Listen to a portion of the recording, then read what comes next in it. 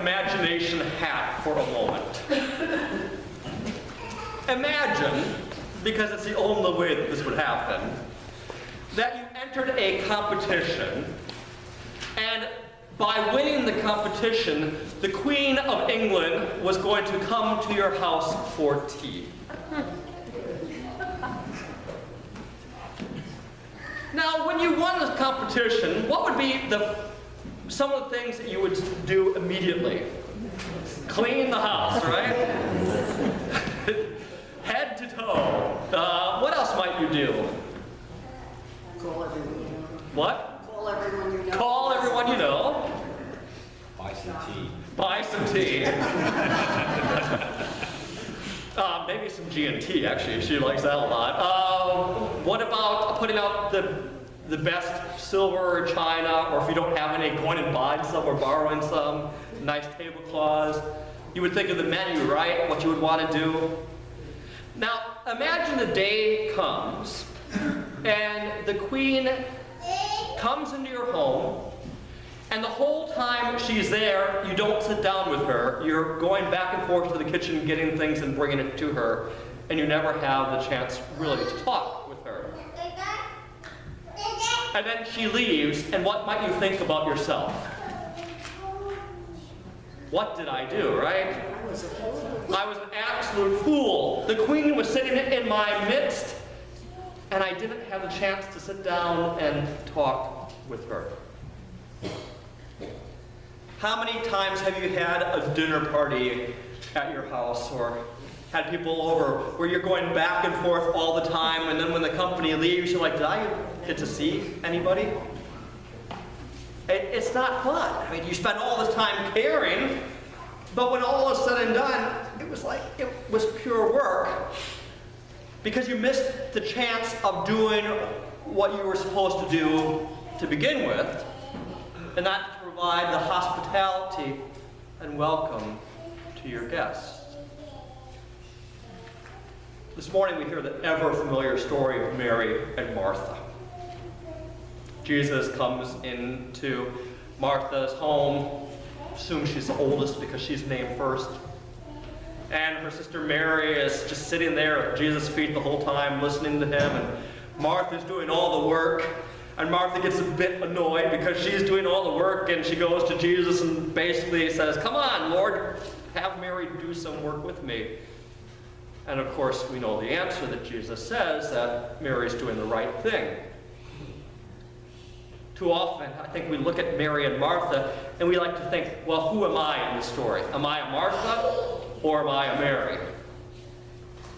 Am I the one who's always doing the work, or am I the one who allows other people to do the work and sit and listen? And I think often in the same vein, we like to say, well, clearly Jesus said that Mary was right, so Mary must have been better than Martha. But I'd like us to think about something a little different. It's not an either or, being a Mary or a Martha. It's a both and. There are times that we are to be the Marthas, and there's times we are to be the Marys. But we need the wisdom to know when. In the first reading from Genesis, yes, it was from Genesis, we heard about the three visitors visiting Abraham and Sarah, and the promise of a child to be born. And you saw what Abraham did. He went and got them water. He washed his feet. He had Sarah go and make some cakes for them, because he knew his job was to provide the guests to his place the hospitality that they deserved. Whenever anybody comes into our homes, whenever anybody comes into our church home, the first thing we must do is provide that hospitality. We have to do the busy work. We want to make sure our guest feels comfortable. You know, I've been in many of your homes, and you always do that for me. You know, Sometimes you go out of their way to make me feel comfortable. You'll spend hours cleaning. It's like, I don't care, it's fine. But you want your guests to feel welcome and at home. And that's what Martha wanted for Jesus, simply to make him feel at home. We're called always in our lives, when we have the visitor, the guest, the stranger in our midst, to do everything to help them feel part of the family. I've said it before and I'll say it again. The minute you come through those doors for the first time, you are part of our family. But that's because we work so hard to make sure that everyone feels part of the family. But once the place settings are there, we also have to take the time to sit down and get to know somebody, to learn from them. Not to do the busyness of going back and forth and realize you missed the party because you were too busy. But you need to be able to sit down. You need to sit down with a Nicholas right there and ask Nicholas how old he is and what's his favorite thing to do, and what's his favorite food, where he lives.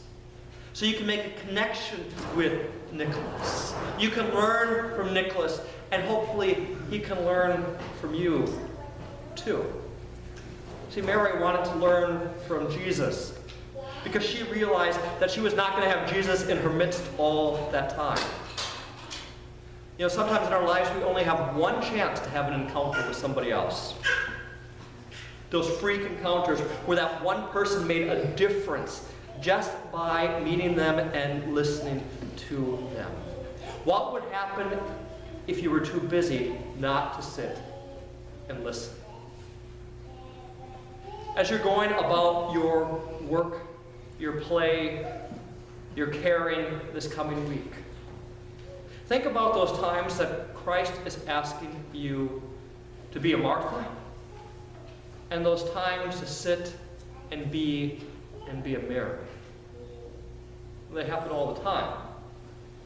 They happen where we work. They happen in our home. And they happen here at our church.